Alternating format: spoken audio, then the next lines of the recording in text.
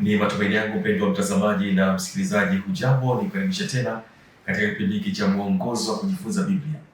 Mimi jina langu ni Fanuel Tanda, lakini sitakuwa peke yangu katika kipindi hiki cha mwongozo wa kujifunza Biblia. Nitakuwa naye mchungaji Robert Tuvako, lakini pia nitakuwa naye mchungaji James Didas. Wote hawa ni kutoka katika nyumba ya uchapishaji Ufunuo UPH katika ile idara ya uhariri. Na nikukumbusha kwamba juma hili tena tupo katika somo la 11, ambapo somo la 11 kichwa cha somo kinasema kwamba kuishi pamoja na Kristo, ambapo katika robo nzima tunaangazia swala zima la kuunganisha mbingu na dunia, Kristo katika Wafilipi na Wakolosai. Na nikukaribishe mchungaji James Didas uweze kupatia ombi la ufunguzi, alafu tuweze kuendelea na kipindi chetu hiki cha mwongozo kujifunza Biblia. Karibu sana mchungaji James Didas. Baba yetu mwema mbinguni, jina lako litukuzwe sana siku ya leo tena kutupatia fursa hii adhimu ya upendeleo tu kujifunza neno lako, Biblia iliyovuviwa, na hivyo tunanyenyekea kwako tukiomba kwa njia ya Roho mwema aliye mwalimu mkuu atufundishe na tufike katika kina cha kile unachokusudia kwa ajili ya wokovu wetu. Muongoze mwenyekiti pamoja nasi, mpenzi msikilizaji na mtazamaji, ili sote tuweze kuelewa kusudi lako katika maisha yetu tunapoishi maisha yanayopatana na mapenzi yako, kuishi pamoja na Kristo. Tunaomba kwa Kristo Bwana wetu. Amina. Amen. Ninashukuru sana mchungaji James Didas. Sasa moja kwa moja tuende katika kipindi chetu cha mwongozo wa kujifunza Biblia. Mchungaji Tuvako, ningependa utukumbushe kile ambacho tuweza kujifunza katika somo la 10 juma lililopita. Nini hasa ambacho tulikiangalia? Karibu sana mchungaji Tuvako. Ninakushukuru mwenyekiti. Somo la juma lililopita lilikuwa na kichwa kizuri sana katika kuendeleza mtiririko huu wa kuunganisha mbingu na dunia. Ndio. Kristo anavyoonekana katika Wafilipi na Wakolosai. Somo letu lilikitwa katika kutimilika katika Kristo. Kutimilika katika Kristo. Fungu letu la kukariri lilikuwa Wakolosai 2 aya ya 16 na ya 17, ambayo ilisema, basi mtu asiwahukumu ninyi kwa vyakula au vinywaji au kwa sababu ya sikukuu, mwandamo wa mwezi au Sabato. Mambo hayo ni kivuli cha mambo yajayo, bali mwili ni wa Kristo. Naam, tukaona hivi mambo hasa mawili makuu mwenyekiti. Ndio. Kutimilika katika Kristo kunahusisha kumjua, namaanisha kumjua na kukua katika yeye. Hilo ni jambo la kwanza tulioliona. Na hivyo inatulinda hiyo hali ya kukua na kumjua Kristo, inatulinda dhidi ya kupotoshwa na walimu wa uongo. La pili, tuliona kwamba kutimilika katika Kristo kunahusisha kumtumaini yeye pekee kwa ajili ya wokovu, wala sio kanuni. Kanuni inakuwa ni matokeo ya namna ambavyo tumemtumaini yeye, na anatujenga hivyo tunatimilika kwa sababu ya uwepo wake ndani yetu. Tunatimilika hivyo katika Kristo. Nashukuru sana mchungaji Tuvako. Nirejee tena kwako mchungaji Didas. Waswahili wanasema leo tena kunani au kulikoni. Kulikoni katika kuishi pamoja na Kristo, ambapo ndio tunatembea juma hili katika somo la 11. Karibu mchungaji Didas. Asante sana. Somo la 11, kuishi pamoja na Kristo, ni somo la muhimu sana kwa kujifunza kwetu robo hii. Somo ambalo linatupeleka juu ya kujifunza sifa za maisha halisi ya Kikristo. Maisha yanayoonyesha kwamba muumini ana muunganiko, ameunganishwa na Kristo, ana umoja na Kristo. Umoja unaoonyesha kwamba muumini huyu anashiriki maisha, kifo, ufufuo pamoja na utukufu wa Kristo. Kwa hiyo muumini anaishi akiwa hapa duniani sasa, lakini akiwa na mtazamo, kitu ambacho robo yote hii tumeona tukidokezewa kila mara, kuishi tukiwa na mtazamo wa kimbingu.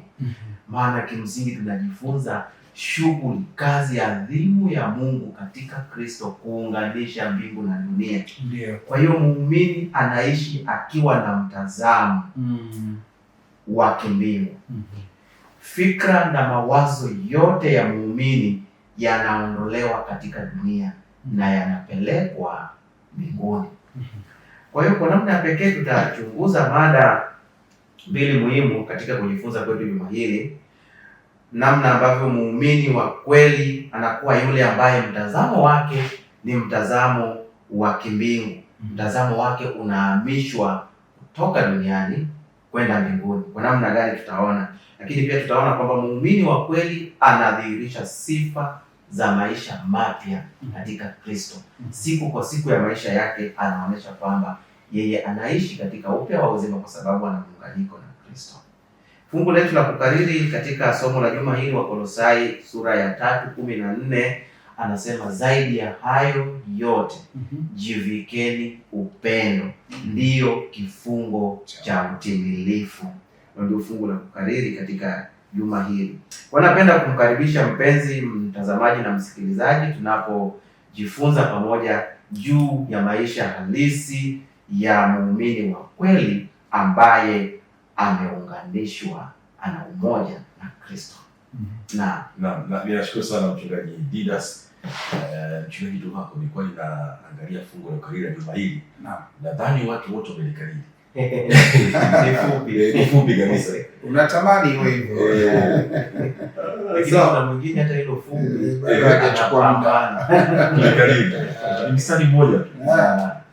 Mchungaji Duhako, ukiunga hapo kwa mchungaji Didas, amegusia kidogo kuhusiana na fikra. Na Mtume Paulo, au unawezaje kubadilisha mwelekeo wa mawazo yako kutoka mawazo yaliyo chini kwenda kwa yaliyo juu? Alikuwa ameanza kugusia pale kwenye fikra, mawazo. Karibu sana mchungaji. Nashukuru mwenyekiti. Ukweli ni kwamba kama ambavyo mchungaji Didas ametuingiza katika somo la leo, tunaendelea kumtazama Kristo kwa namna ambavyo anatuelekeza kubadilisha mtazamo kutoka mtazamo kwa ya chini kwenda kwa ya juu. Na hivyo huu mwongozo namtia moyo mpenzi mtazamaji na msikilizaji, una namna fulani hata umetiririsha vizuri sana juma hili. Nilikuwa nikiangalia kwa mfano tu hata mtiririko wa siku. Jumapili nasema juu ya kuwa na mtazamo wa mbinguni, na ndipo tutaangalia baada ya hapo namna ambavyo baada ya kuwa na mtazamo wa mbinguni tunakomesha kuwa wa kidunia. Lakini kwa swali ambalo umeniuliza, wanadamu daima wanatamani kuhamisha mtazamo. Wanapenda kwenda juu kuangalia kila kitu chini, kupanda milima ili waone kila kitu chini, kupakia ndege ili waone vitu chini. Inaleta hisia nzuri na inaondoa hali ile ya kusongwa na vitu vya hapa chini. Sasa kinachosikitisha ni pale ambapo hata watu walijenga minara kwa ajili ya miungu isiyo ya kweli. Miungu ya uongo, yani ile waliodhani ni miungu. Hata kwenye mji wa Uru alipotokea Ibrahim, alipokuwa anaitwa Abraham, kulikuwa na minara ambayo ilijengwa kwa ajili ya ibada za sanamu, ambacho hakikuwa chema kufanya, lakini hiyo ni mifano ya namna mwanadamu anapenda kuangalia kilicho juu. Lakini unajua tunazungumza kwa mifano mingi, lakini mnara wa Babeli kwenye Mwanzo 11 ni mmoja ya vielelezo vya watu waliotamani kwenda juu, ingawa ni kwa uwezo wao wakatamani kujijengea jina. Tunachokitafakari leo kulingana na Mtume Paulo anavyokiweka vyema katika kitabu cha Wakolosai ni hiki, ya kwamba shauku yetu ya kwenda juu haipelekani na matashi ya kibinadamu ikiwa tunataka ifanikiwe. Inapaswa ipelekane na nia ya Mungu na nia ya Kristo. Kushuka hapa ni ili kuinua tulio hapa chini kwenda juu. Na kwa maana hiyo ni muujiza wa neema. Ni muujiza wa neema peke yake unaweza kubadilisha huo mtazamo. Na kwa namna hiyo unatuamsha kutoka katika kile ambacho kiko chini kwenda kwa aliye juu. Najua Kolosai sura ya 3 ndio tunaiangalia sana katika somo la juma hili. Na ukiangalia aya zile ya kwanza hadi ya 4, niombe kuisoma aya ya kwanza hadi ya 4 wa Kolosai sura ya 3. Anasema, basi mkiwa mmefufuliwa pamoja na Kristo, Yatafuteni yaliyo juu, Kristo aliko ameketi mkono wa kuume wa Mungu. Yafikirini yaliyo juu, siyo yaliyo katika nchi, kwa maana mlikufa na uhai wenu umefichwa pamoja na Kristo katika Mungu. Kristo atakapofunuliwa, aliye uhai wetu, ndipo na ninyi mtafunuliwa pamoja naye katika utukufu. Kuna mambo yafuatayo ambayo yanaonekana kama virai vinavyorudiwa. Yaliyo juu, Kristo aliko. Yaliyo juu inarudiwa mara kadhaa, na halafu pamoja naye katika utukufu, hiyo ikiashiria pia juu. Unajua, Mtume Paulo anapolizungumzia hili, mwenyekiti, ninapomalizia katika hoja hii muhimu sana, ni hakika watu wanaomwamini Kristo, katika kule kumwamini Kristo, wanaingia naye katika mateso yake, kwa sababu aliteseka kwa niaba yetu, kwa ajili yetu. Alisimama mahali tulipostahili sisi kusimama. Alikufa kifo ambacho kilikuwa stahiki yako, yangu, yetu. Alikufa na kuingia kaburini mahali ambapo ilibidi sisi ndio tuingie. Na hivyo kufufuka kwake, ikiwa tunalipokea hilo la kafara yake, tunakufa naye kwa imani. Tunakubali kwamba kafara hiyo ni kwa ajili yetu, na hivyo tunapokiri imani yetu kwake, Mtume Paulo anatumia lugha hiyo kwamba tunaenda kwenye mauti pamoja naye, na hivyo tunafufuliwa pamoja naye anapofufuka kutoka katika kaburi kama mshindi. Na hivyo nisome sasa katika kumalizia ibara hii ya ukurasa 135 anaposema, hata hivyo Paulo anapozungumzia hilo, mtu anawezaje kufa na kufufuliwa wakati kwa jinsi inavyoonekana yeye mtu yule hajawahi kuwa na uzoefu huo wa uzima au mauti, hali ile ya kuwa katika hali ya mauti. Kuna mengi ambayo hayaeleweki kwa akili ya kawaida, isipokuwa yameongozwa na Roho Mtakatifu. Na hivyo namna ya mtazamo huu wa kiroho unatupa kupokea moyo mpya ulioahidiwa na Mungu, na hivyo kuifia dhambi kama Kristo alivyokufa kwa ajili ya dhambi, na hivyo kufufuliwa pamoja na Kristo. Hivyo uhai tulio nao unakuwa ule ambao unaletwa kwetu na Kristo. Na hivyo Paulo anasisitiza kudumu katika maisha haya ya kiroho ambao tunafanywa upya kwa sababu ya Kristo ndani yetu. Ninashukuru sana mchungaji Tuvako. Mchungaji Nidas, juma hili nilipokuwa ninapitia mwongozo kujifunza Biblia, katika ile siku ya Jumatatu nimezungumzia sasa swala zima la komesha kuwa wa kidunia. Na tunawezaje kukomesha kuwa wa kidunia? Na hapa nilikuwa napita najaribu kuhusiana na akili, kuweza kusalimisha akili zetu. Karibu endelee Nidas. Karibu. Naam, asante sana mwenyekiti. Na mnyororo huu ambao Pastor Tuvako anaendeleza tangu utangulizi ni somo ambalo linafuatana kwa namna nzuri sana. Kukomesha kuwa wa kidunia.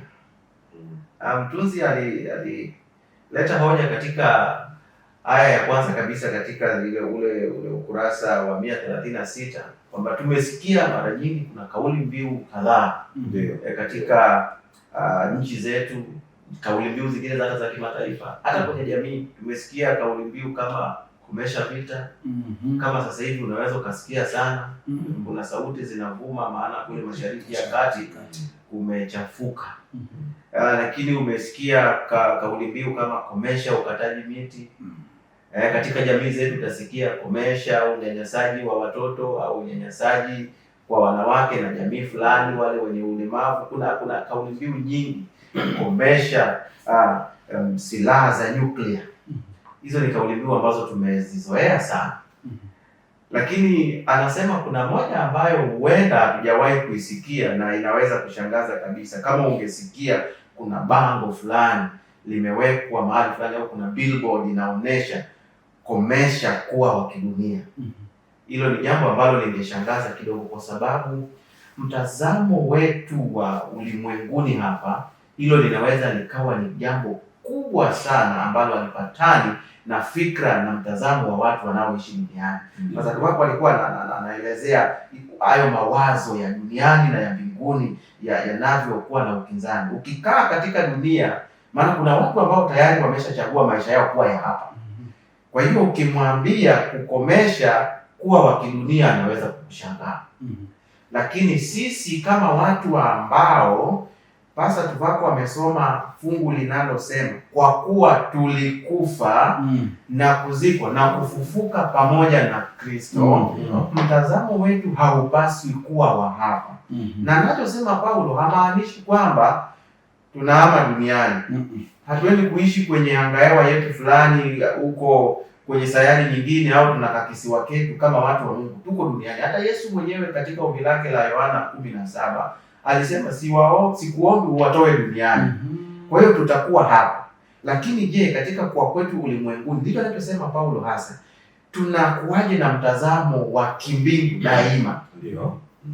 Mivuto ya dunia, mila na desturi, tamaduni zetu, fikra zozote, mawazo yoyote yanayojengwa na kuwa maarufu, yanayotuondoa katika mawazo ya kuwa watu wa Mungu, watu wanaotazama umilele, watu wanaoishi kama raia wa ufalme wa mbinguni. Tunawezaje kuishi duniani sasa ila tukiwa hatuathiriwi na mambo haya yote? Mivuto mibaya ya dhambi zile zinazopendwa sana duniani.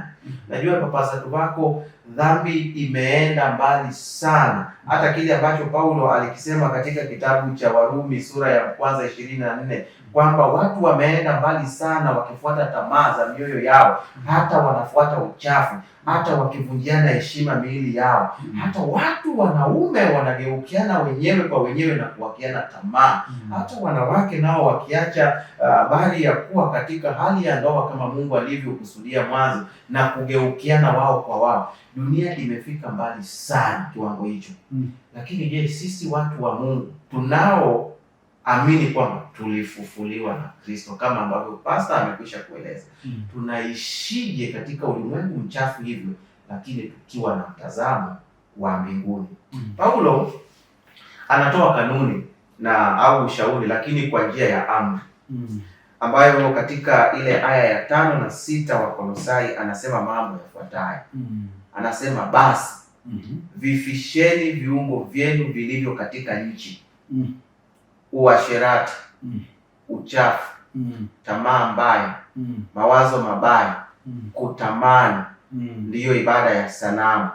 Kwa ajili ya mambo hayo huja ghadhabu ya Mungu. Ndio. Kwa namna Paulo anavyoandika, unasikia ile aya ya 5 anasema basi vifisheni. Ukisikia mtu anasema basi, therefore, kuna kitu amekizungumza mwanzo. Mtindo wa uandishi anaotumia Paulo wa Kiyunani inaleta picha kwamba hata katika lugha ya kawaida ya Kiswahili ukisikia niliposema mtu amesema basi, kuna kitu fulani anakifikia hitimisho. Ni aya ya kwanza ndiyo inayoleta aya ya 5. Anaposema mkiwa mmefufuliwa pamoja na Kristo. Mkiwa mmefufuliwa pamoja na nani? Na Kristo. Basi vifisheni. Na hii Paulo anazungumza na Wakolosai sio kwa kuwaomba. Hata mtunzi amedokeza kwenye lesoni kwamba ni amri. Kuonesha jinsi Paulo alivyokuwa makini sana, alichukulia hili swala kwa uzito. Kwamba pamoja na kwamba tumefufuliwa kwa kuwa tumefufuliwa pamoja na Kristo, tuvifishe viungo vyetu vilivyo katika nchi. Anachosema mitazamo yetu, tamaa za mwili, hisia zetu, mambo yote ndani yetu yenye mwelekeo wa kidunia, yoyote yenye mwelekeo wa kutuondoa kwa Kristo, matendo yetu, mawazo yetu yasiyopatana na mapenzi ya Mungu, Paulo anasema kwa lugha rahisi, ua. Sijui utumie rungu au panga au bomu la nyuklia, sijui, lakini anachosema kifishwe, kisiwe hai ndani yako. Anasema kwa hiyo kwa kuwa hata pamoja na kwamba tulifufuka pamoja na Kristo, viungo vyetu vilivyo katika dunia tunapaswa kuvifisha kila siku. Ili ni pambano lisilokoma, ni pambano linaloendelea. Halafu anaorodhesha mambo kadhaa: uasherati, uchafu, tamaa mbaya, mawazo mabaya, kutamani, ambayo anasema ndiyo ibada ya sanamu. Haya mambo yote watu wa Mungu, muumini wa kweli anapaswa kuviondoa, anapaswa kuvifisha. Na anatoa tahadhari katika aya ya 6 kwamba ghadhabu ya Mungu inakuja. Wale ambao hawatapambana na kushinda katika vita vya kufisha haya mambo machafu, wanaoendekeza uasherati. Uasherati ni jambo linalobeba uhusiano wowote usio halali unaogusa watu ambao hawajaoana, hata wale waliooana wanaoacha wake na waume zao na kwenda nje ya ndoa kama Mungu alivyoweka utaratibu, au hata wale wanaodai waliachika. Unaachika alafu bado una kampango kengine ka kujifurahisha katika ngono isiyo na utaratibu, unaitwa uasherati. Uchafu wowote, kitu chochote ambacho mtu anakishikilia, wengine wamenaswa kwenye pornography na kujichua na dhambi zingine za asili. Mambo yoyote yasiyo sahihi, yanayochafua mawazo, yanayochafua matendo, maneno yasiyofaa yametajwa hapo: tamaa mbaya, mawazo mabaya, kutamani. Vyote Paulo anatoa amri, ni pambano mpaka kuviua, kwa sababu ghadhabu ya Mungu inakuja. Ukweli ni kwamba pasatu wako tumeumbwa kwa uhuru, na Mungu ametupatia uhuru wa kuchagua. Kwa hiyo Mungu hadictate, hamlazimishi mtu. Hataki kwamba akulazimishe uishi hivyo anavyotaka, ila shauku yake tuishi kwa kupatana na mapenzi yake. Wale ambao watakataa, Mungu atawaacha waendelee katika uchaguzi wao, tabia na mwenendo wao, mielekeo yao hiyo mibaya. Lakini katika kuendelea hivyo, wanapaswa kujua ghadhabu ya Mungu inakuja. Hukumu itakuja siku moja. Na nipende kusoma katika ile aya ya mwisho katika ukurasa wa 136, anasema wanaivunjiaje heshima miili yao. Watu hawa wamefika kwenye dhambi kiasi kwamba hata wanaivunjia heshima miili yao. Dhambi imefika mbali kiasi kwamba dunia sasa inaweka dhambi hadharani. Ametaja machache hapa Paulo, lakini kuna mengi. Lakini sasa anasema kwanza, kwa sababu wanakataa kumtambua Muumbaji, lakini pia kwa tamaa zao za aibu, hata wanawake, ili nilisema, wakabadili matumizi ya asili na matumizi yasiyo ya asili. Wanaume nao vivyo hivyo, waliyaacha matumizi ya mke ya asili wakiana tamaa, wanaume wakiyatenda yasiyopasa. Warumi 1:26 na 27. Anajaribu kutuelezea dhambi ilipofika mbali kiasi kwamba mambo yote yanafanyika isivyo kawaida na watu hawajali. Kwa hiyo hukumu itakuja. Lakini kabla ya hukumu haijaja, ushauri na kanuni ambayo Paulo anaiweka ni kujitahidi kufisha. Lakini kwa namna gani? Lazima Yesu Kristo akae ndani ya mioyo yetu na nia zetu kwa njia ya Roho Mtakatifu. Ni lazima kwa njia ya utendaji wa Roho Mtakatifu maisha yetu yabadilishwe. Mungu atende kazi ndani yetu kwa namna yenye nguvu kufisha hivi, maana sisi wenyewe hatuwezi. Kwa hiyo mwenyekiti anaposema kukomesha kuwa wa kidunia au kufisha haya mambo, sio kwa nguvu yetu wenyewe, ni ile neema ya Kristo ambayo pastor aliigusia kule mwanzo. Ni nguvu na uweza wa Mungu kwa njia ya Roho wake anapokaa ndani yetu, anatuwezesha kukomesha kuwa wa kidunia, kuvifisha hivi viungo vya mwili vya kidunia, mawazo na mitazamo, hisia zetu na matendo yote mabaya, na kuishi kwa kupatana na mapenzi ya Kristo. Na ninakushukuru sana Mchungaji Didas kwa maelezo hayo mazuri kabisa. Kufisha, ametumia lugha hiyo ya kufisha. Vile vyote vile vidogo viondoke vyote, vife. Mpendwa mtazamaji na msikilizaji, tunakwenda mapumziko mafupi. Tukirejea tena tutaweza kuendelea na somo letu hili katika siku ya leo, katika hili somo la 11. Mchungaji Tuvako wa pale wana msemo mmoja hivi, vile vitu vidogo vinavyosumbua wanaita vidada. Kwa hiyo tunataka tumifishe. Twende mapumziko kwanza.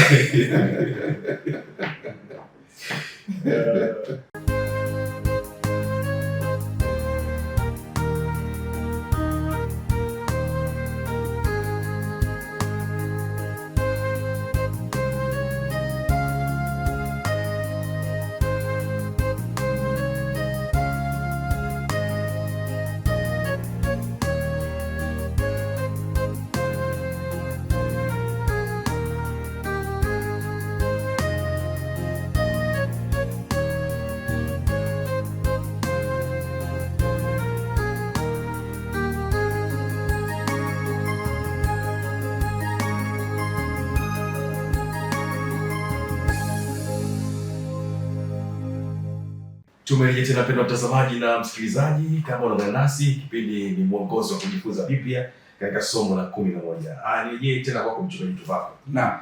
Ukiunga hapo ambapo amemaliza kuzungumza mchungaji Didas kabla ya kwenda mapumziko. Tumwangalie Mtume Paulo anapozungumzia swala zima la kuvaa utu upya. Kuvaa utu upya anamaanisha nini? Na hili linatusaidiaje katika umoja wetu katika Kristo? Maana leo au katika juma hili tunazungumzia umoja pia katika Kristo. Karibu sana mchungaji Tuvako. Nakushukuru mwenyekiti. Ninapolijibu hilo niende kwenye Wakolosai sura ya 3 aya ya 6 hadi ya 11 inayosomeka hivi. Wakolosai sura ya 3 aya ya 6 hadi 11. Kwa ajili ya mambo hayo huja ghadhabu ya Mungu. Mkanikomea aya ya 5 iliyosema mambo hayo pamoja na ibada ya nini?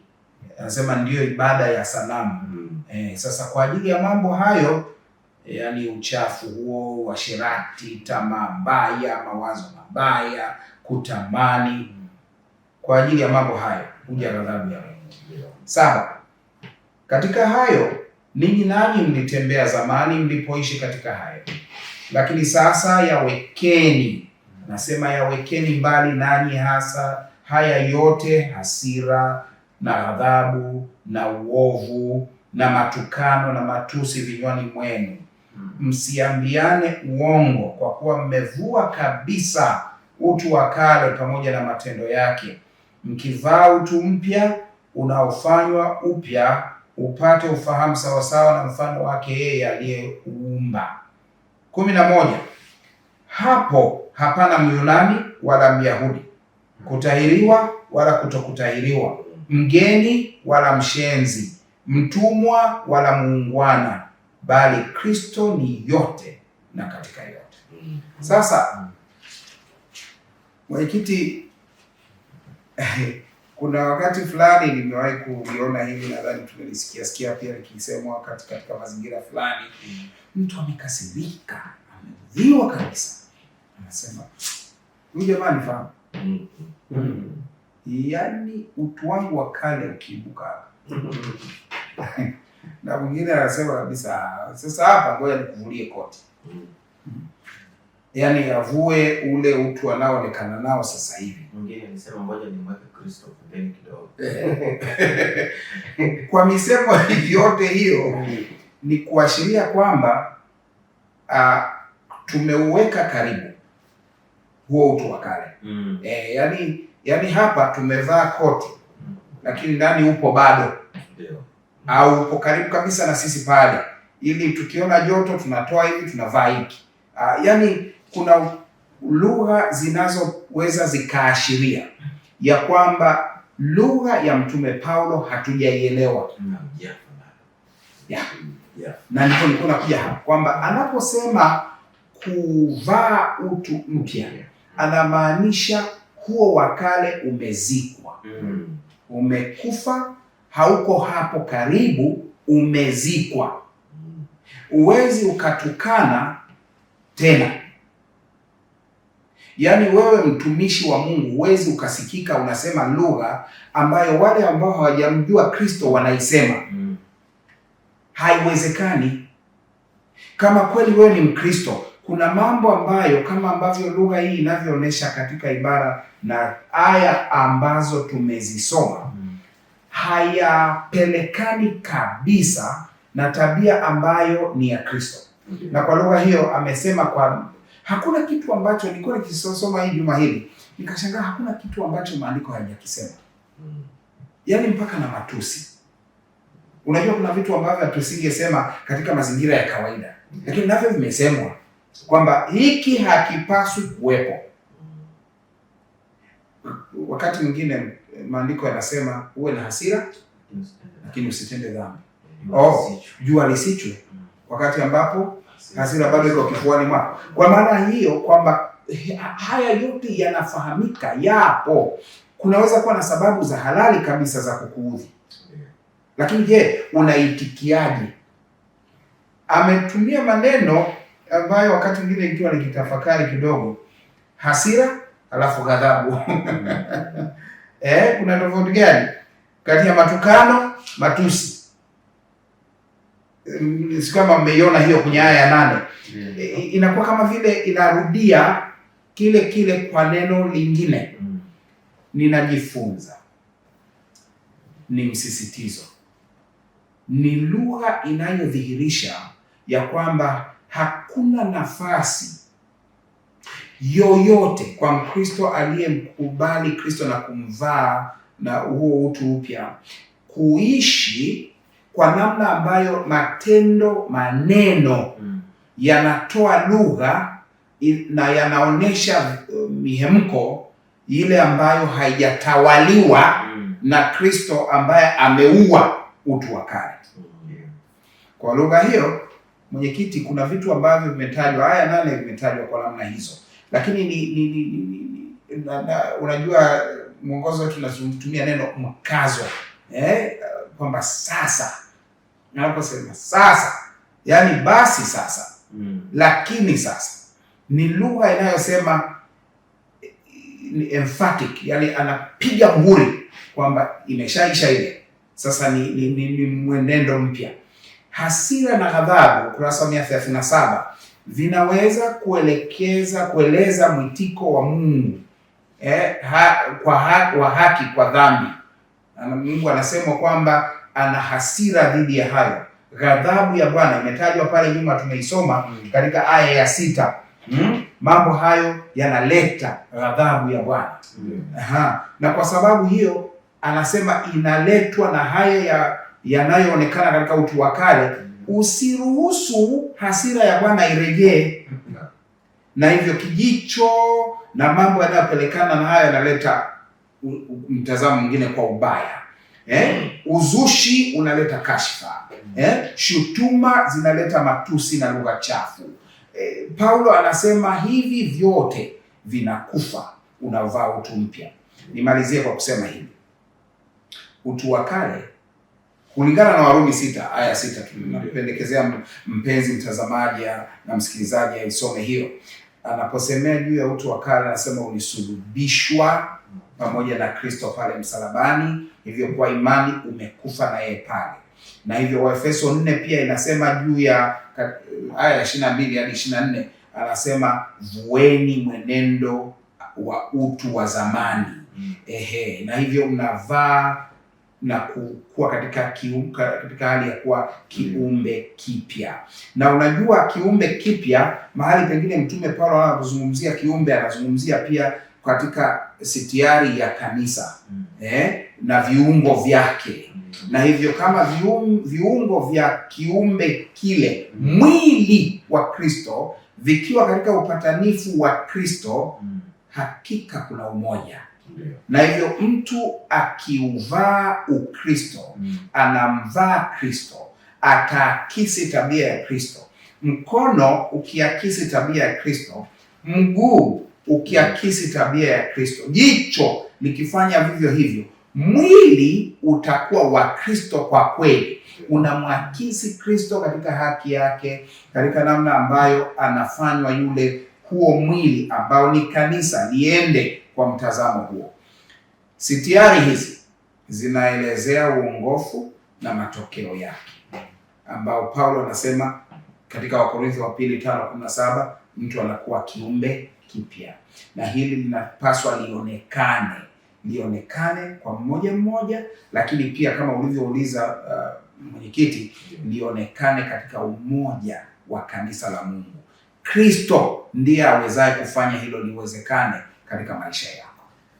Ninashukuru sana mchungaji Tuvako, mchungaji Didas. Ukiunga hapo, mchungaji Tuvako ameeleza kuhusiana na kuvaa mtu mpya, kuachana ule mtu wa kale. Sasa hebu tuangalie mwenendo mpya wa maisha ya Kikristo unapaswa kuwaje. Karibu mchungaji Didas. Asante sana mwenyekiti. Napenda tusome pamoja katika aya ya 12, 13 na 14 katika Kolosai sura ya 3. Anasema maneno haya Mtume Paulo: basi kwa kuwa mmekuwa wateule wa Mungu, watakatifu wapendwao, jivikeni moyo wa rehema, utu wema, unyenyekevu, upole, uvumilivu, mkichukuliana na kusameheana, mtu akiwa na sababu ya kumlaumu mwenzake, kama Bwana alivyowasamehe ninyi, vivyo nanyi. Zaidi ya hayo yote, jivikeni upendo, ndiyo kifungo cha ukamilifu. Kuna tofauti ambao Paulo anauonesha hapa kwa namna ya kuvutia sana. Baada ya kuelezea mwenendo mbaya na sifa mbaya vinavyopaswa kuondolewa na kuachwa tunapomjia Kristo, sasa anageukia, anaendelea na sifa njema. Kuanzia ile aya ya 5 tumesikia yale mambo ya uasherati, tamaa mbaya, mawazo mabaya. Umekuja huko kwenye aya ya 8 anaelezea mambo mengi mabaya. Lakini sasa 12, aya ya 12 anaanza kuelezea sifa njema.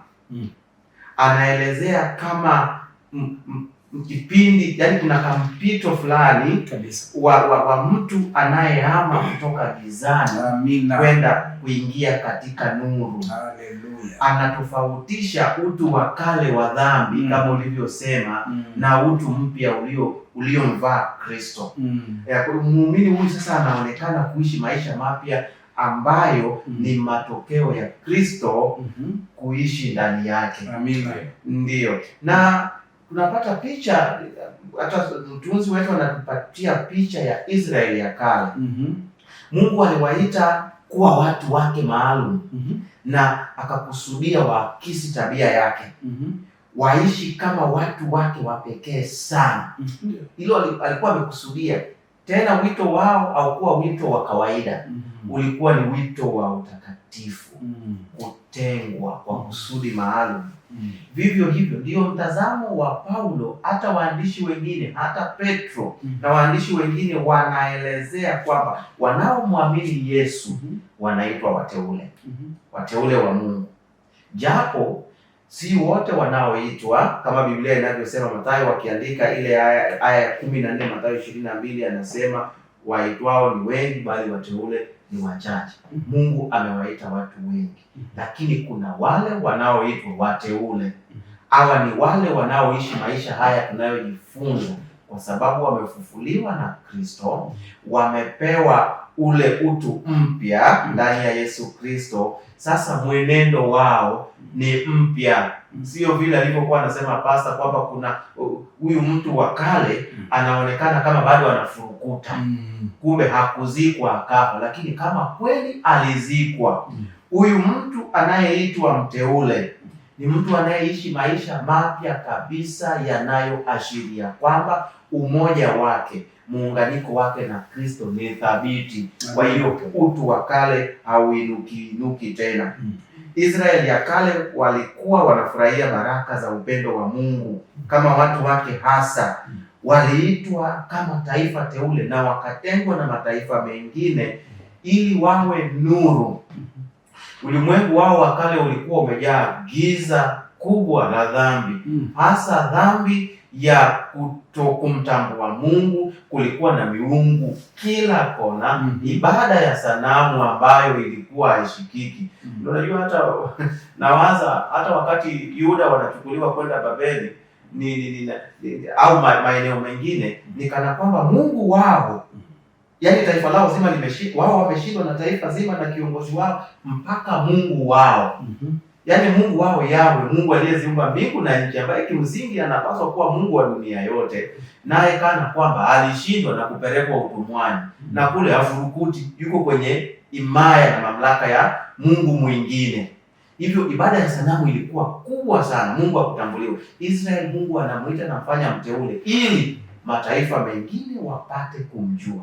Kwa hivyo ili kufurahia fadhila za Mungu kwetu, huku kuitwa kwetu, kuchaguliwa kwetu na kuitwa wateule, kuna ongozana, kuna ambatana na jukumu la muhimu. Petro anasema katika Petro ya kwanza 2:9 anasema tupate kutangaza fadhili zake yeye aliyetuita tutoke gizani tuingie katika nuru yake ya ajabu. Na hivyo tunafanya hivyo kwa kuishi maisha makamilifu. Mwenendo wetu na tabia zetu lazima zipatane na kile Kristo alivyokuwa. Mtindo wetu wa maisha ni muhimu sana katika kutangaza fadhili za Mungu na kumfanya ajulikane. Kwa hiyo unapozungumza mwenendo wa maisha mapya ya Mkristo, ni huko kushikamana na Kristo kiasi kwamba mambo ya kale ya duniani yamekufa, yamezikwa, utu upya uko hai unaonekana ndani ya huyu mtu katika Kristo Yesu, na huyu mtu anamdhihirisha Mungu katika hali zote za maisha yake.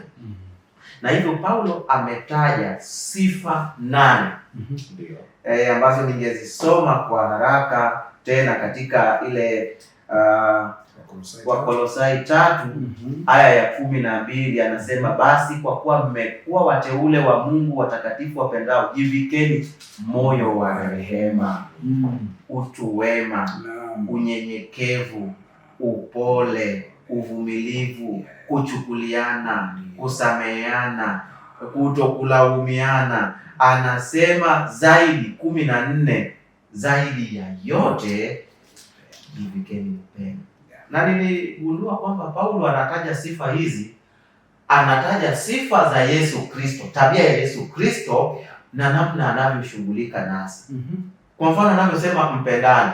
Kipimo ni kwamba tumependwa kwanza na Yesu. Hivyo kwa kutambua tumependwa na Yesu, tunaweza kuextend, tunaweza kusambaza upendo kwenda kwa wengine. Tunaweza kusamehe kutokana na ukweli kwamba Mungu katika Kristo ametusamehe yote. Kwa hiyo tunaweza kuwa watu wenye rehema na kuchukuliana na wenzetu. Ukweli ni kwamba pasatu wako ipo siku tutakwazana kwa namna fulani. Lakini kitu cha kwanza kinachokusukuma kunisamehe ni kwamba nimesamehewa katika Kristo Yesu, na hivyo sina budi kumsamehe Benedikto. Kwa hiyo anaelezea hizi sifa ambazo ni za Kristo Yesu mwenyewe. Na hii inaonyesha kwamba haya yote yanawezekana tu ikiwa moyo wa muumini umeunganishwa na moyo wa Kristo. Hiyo ndio siri pekee. Hatuwezi kuwa na kwanza, hatuwezi kufisha vile.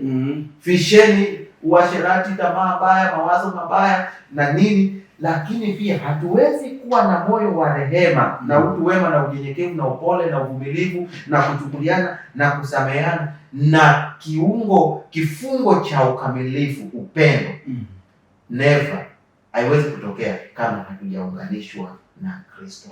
Na mwisho nisome hapa kitu kimoja katika ukurasa 138. Anasema hizi sifa zinaathiri uhusiano wetu kwa njia mbili. Kwanza, kuonesha upendo, rehema, utu wema na msamaha kwa wengine kunatubariki sisi na wengine. Inatia moyo sana pastor wako kupendwa, kuwapenda na kuwabariki wengine.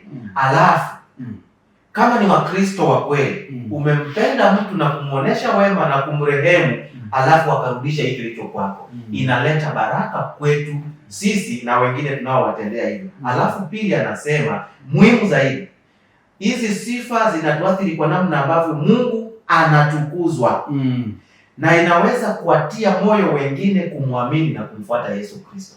Wanapoona tu wenye rehema, wenye upendo, wavumilivu, wapole, wakituona, inakuwa rahisi kumwamini Yesu na kumfuata. Kwa hiyo Mungu anatukuzwa. kutukuzwa. Hivyo tunaishi katika mwenendo wa maisha mapya yanayowezeshwa na Yesu Kristo mwenyewe anayekaa ndani yetu kwa njia ya Roho wake ambaye anatufanya tuwe watu wema.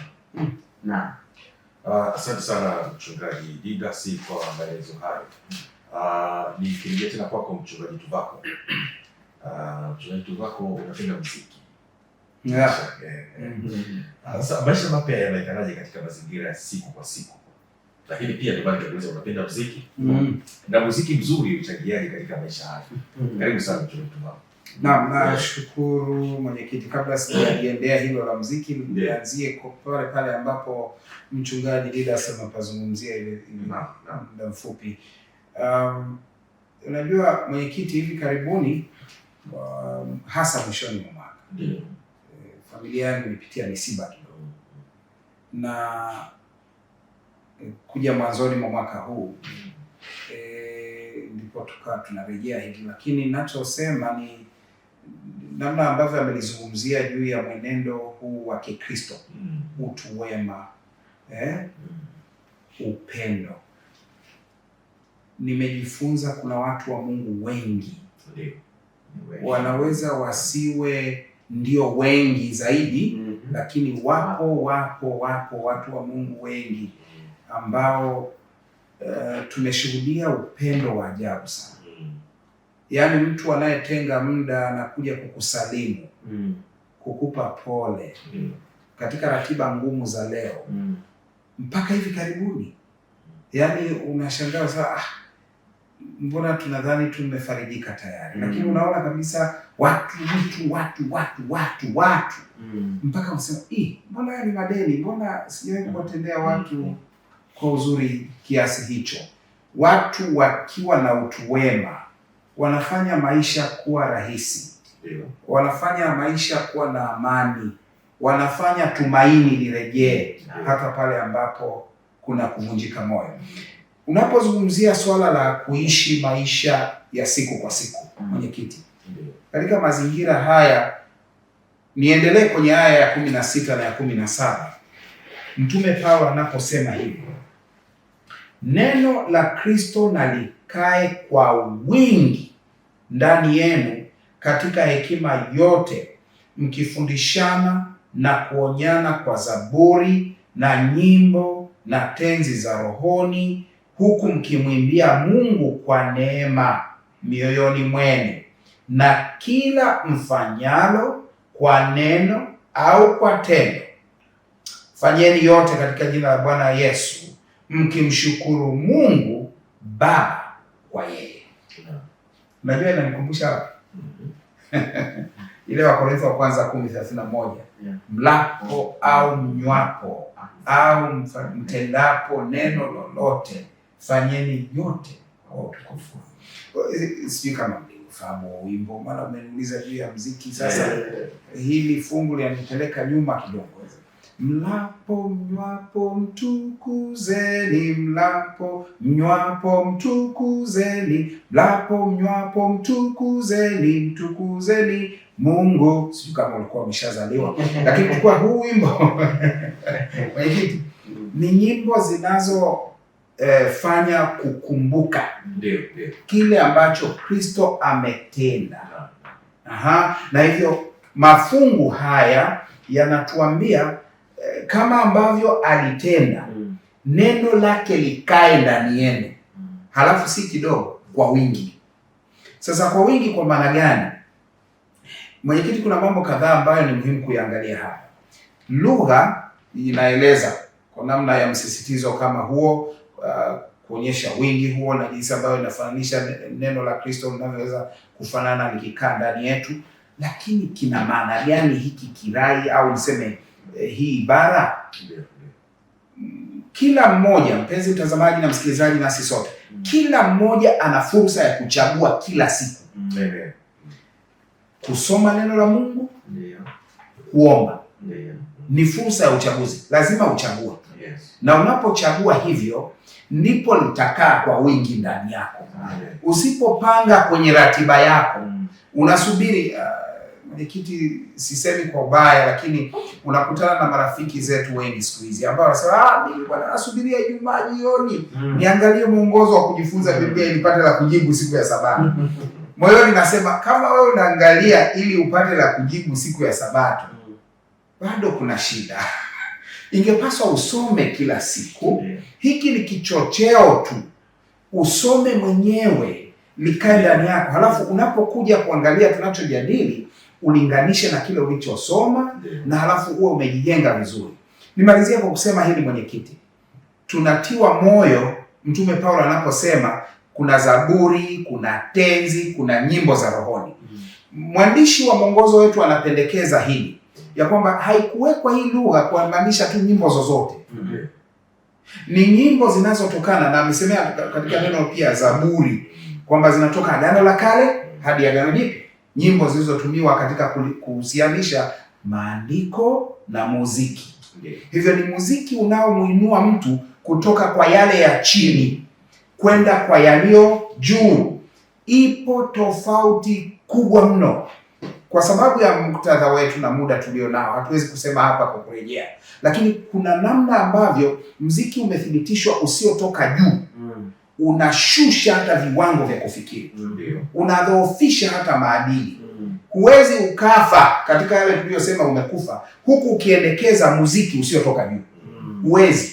Unashangaa kabisa, unasoma Biblia alafu unaendekeza yale, unashangaa unabaki pale pale. Mark Twain. Ukweli ni huu. Kuna nyimbo katika nyimbo za Kristo, tuna wimbo kama 150. Hasha maneno mabaya yasitoke kinywani.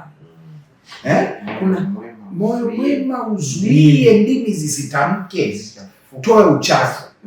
Okay? Kuna nyimbo kama namba 15 nasema nena rohoni Yesu, nena kwa upole. Fungu la pili linasema nena kama zamani. Anasema fundisha watoto kuomba. Unajua hiyo inamaanisha nini? Nyimbo za hizi zinazotajwa hapa ni zinazojenga katika Kristo. Nikae ndani yenu kwa wingi. Asante sana mchungaji Tuvako. Mchungaji Didas, tunapomalizia kipindi chetu hiki cha mwongozo wa kujifunza Biblia, tunawezaje kuendelezaje mwenendo mwema katika Kristo tunapodhihirisha kuishi pamoja na Kristo? Unajua nyuma leo tunazungumzia kuishi pamoja na Kristo. Karibu sana mchungaji Didas. Naam, kama ambavyo tumeona tangu tulipoanza, ndio hata pamoja na amri ambayo Paulo anasema fisheni, kana kwamba anawaambia wao ndio wafanye, uzoefu wa maisha ya Ukristo, kuendeleza mwenendo mwema wa maisha ya Mkristo ni jambo ambalo sio la kwetu wenyewe. Ni tendo la Yesu Kristo. Neema yake ndiyo inayoweza kutufanya tuendelee, tudumu katika mwenendo mwema.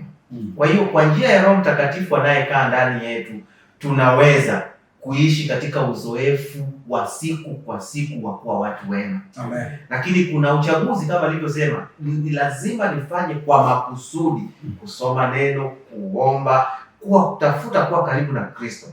Kwa hiyo kila siku inatupasa kufanya kujitoa kwetu upya kwa Kristo kila siku.